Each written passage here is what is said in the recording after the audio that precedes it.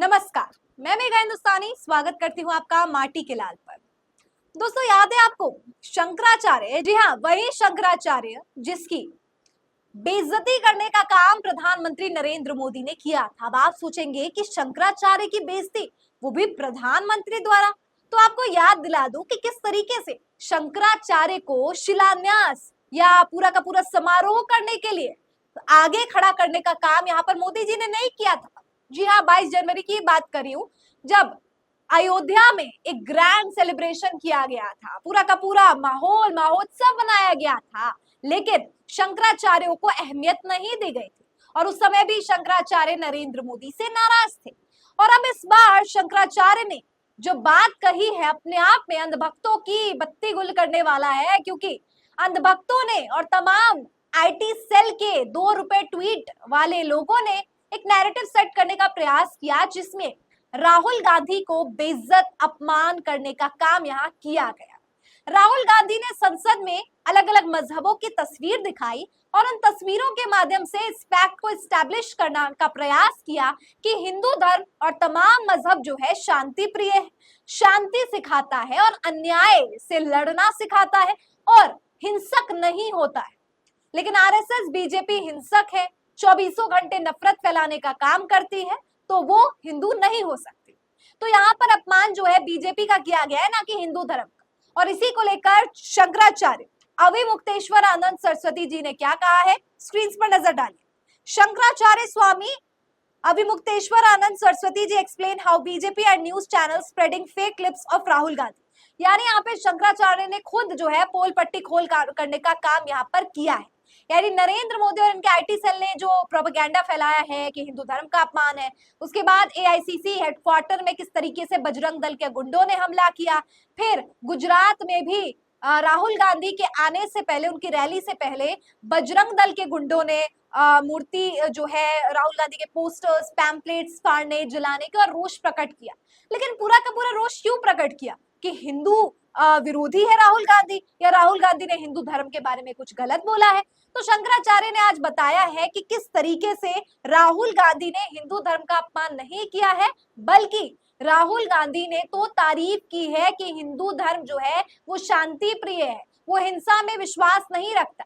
साथ ही शंकराचार्य ने इस बात की ओर इशारा किया है कि किस तरीके से राहुल गांधी को बदनाम करने के लिए मीडिया चैनल्स ने उनकी क्लिप के साथ छेड़छाड़ किया है और उस क्लिप को इस तरीके से प्रेजेंट करने का काम किया है, जिससे अगर कोई भी व्यूअर ये देखता है कि राहुल गांधी संसद में बोल रहे हैं, तो ऐसा प्रतीत हो कि राहुल गांधी हिंदू मजहब के खिलाफ बोल रहे हैं। और इस तरीके का टूल किट फैलाने का काम यहाँ पर राहुल गांधी के खिलाफ जो है वो IT cell Bharatiya Janata party के ने किया है। लेकिन दोस्तों, मैं आपको सच्चाई बता दूं कि अभी ये जो अविमुक्तेश्वर आनंद सरस्वती जी बातें कह रहे हैं कि राहुल गांधी के खिलाफ प्रोपेगेंडा फैलाया जा रहा है, इससे आपको एक और बात समझने की जरूरत है कि जिस तरीके से अयोध्या में हार का सामना बीजेपी को करना पड़ा है, ये भी अपने आप में बहुत बड़ा संदेश देता है।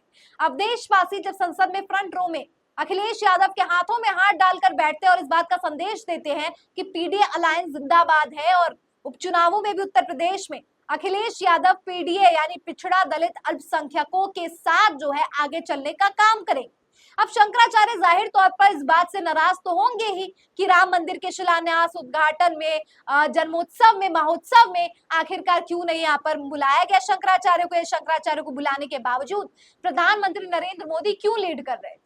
लेकिन दूसरी तरफ एक और पहलू इसका समझिए कि अयोध्या में जो हार मिली है बीजेपी को, उसके बाद शंकराचार्य भी अगर मोदी के खिलाफ इस तरीके से लगातार होते जाएंगे, तो एक तरफ तो आरएसएस बीजेपी का साथ बिल्कुल, आरएसएस माफ कीजिएगा, आरएसएस मोदी का साथ बिल्कुल छोड़ चुकी है।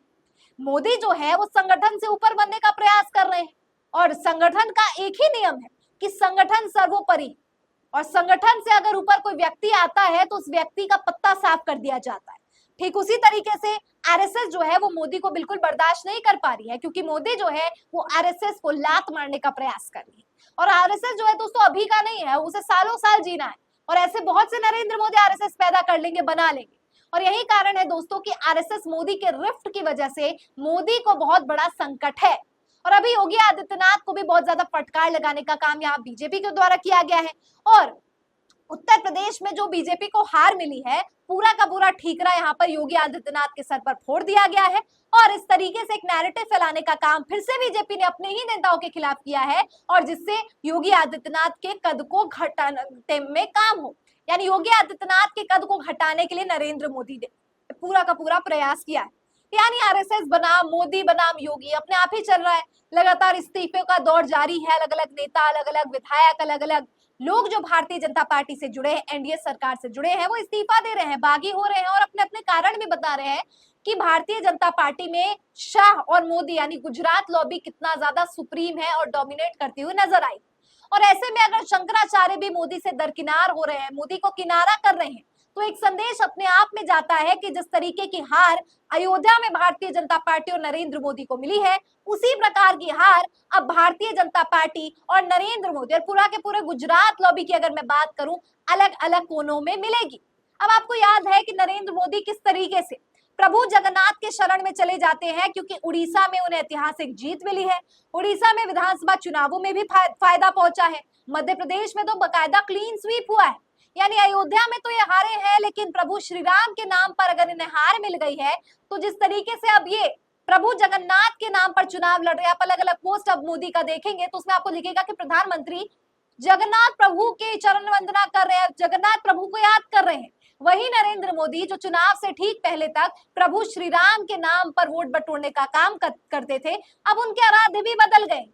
तो जिस तरीके से आराध्य बदल रहे हैं, उस तरीके से अलायंस भी बदलते हैं। जिस तरीके से अलायंस बदलते हैं, उस तरीके से मुद्दे भी बदलते हैं। लेकिन संसद में जिस तरीके से राहुल गांधी को जो बातें राहुल गांधी ने कही है, उसको लाखों करोड़ों लोगों ने सुना है। दोस्तों, आपको बता दूं कि संसद टीवी के आंकड़े बताते हैं कि जहां एक तरफ प्रधानमंत्री मोदी के बातों को, भाषण को महज हजारों लोगों यानी कुछ 27 हजार लोगों ने सुना है, तो वही अगर राहुल गांधी के भाषण की मैं बात करूं तो लाखों लोगों ने सुना है।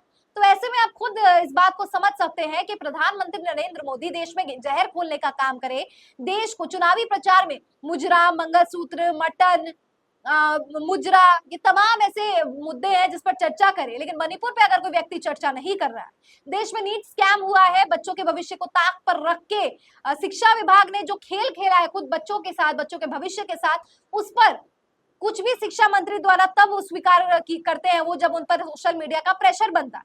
और नरेंद्र मोदी जी इस पर कुछ नहीं कहते हैं। वो तो नेता प्रतिपक्ष के नेता यानी राहुल गांधी ही है, लीडर ऑफ अपोजिशन, जो समय पे इन मुद्दों को तवज्जो देते हैं और संसद में उठाने का काम करते हैं। दोस्तों, तमाम ऐसी बातें हैं जिससे एक बात तो स्पष्ट हो जाती है कि राहुल गांधी जिस तरीके से उन बातों को संसद में लेकर आते हैं जिस पर कोई ध्यान नहीं देता, वो केवल नेता प्रतिपक्षी है। और अब शंकराचार्य अपने आप को अलग कर रहे हैं या मोदी के खिलाफ बोल रहे हैं, तो इसका दूसरा पहलू यह भी है कि शंकराचार्य राहुल गांधी का समर्थन कर रहे हैं। जननायक राहुल गांधी ने शंकराचार्य को भी इंप्रेस कर दिया है। यानी जिस तरीके से भारत जोड़ो न्याय यात्रा, भारत जोड़ो यात्रा, तमाम, कभी मणिपुर का दौरा, अभी मणिपुर का ही दौरा किया उन्होंने हाल में, इससे पहले अहमदाबाद गुजरात में थे, उससे पहले दिल्ली में थे, उससे पहले अलीगढ़ उत्तर प्रदेश हाथरस में थे। अलग अलग देश के कोनों में जाते रहते हैं राहुल गांधी और लोगों से मिलकर जो एक संवाद स्थापित करके देश में करोड़ों लोगों के दिल पर राज कर रहे हैं, उनमें से अब हिंदू धर्म को भी प्रिय हो रहे हैं। यानी हिंदू धर्म के लोग जिस तरीके से कुछ टुटपुजिया लोग हैं, बजरंग दल के गुंडे हैं, तमाम लोग कुछ है जो हिंदू धर्म के सो कॉल्ड ठेकेदार बनते हैं, अब उन लोगों का ठेका बंद होने वाला है, क्योंकि यहाँ पर राहुल गांधी ने मोहब्बत की दुकान एक बार फिर से खोल दी है और इस मोहब्बत की दुकान में शंकराचार्य भी अब तारीफ करते हुए नजर आ रहे हैं। यानी कि अब प्रोपेगेंडा, टूल किट और नफरत फैलाने वाला काम यहाँ पर राहुल गांधी के खिलाफ जो किया जा रहा है वो पूरी तरीके से फ्लॉप होते हुए नजर आ रहा है। तो क्या राय है आपकी इस पूरे मुद्दे को लेकर, कमेंट करके बताइए। फिलहाल मुझे दीजिए इजाजत और देखते रहिए माटी के लाल। धन्यवाद।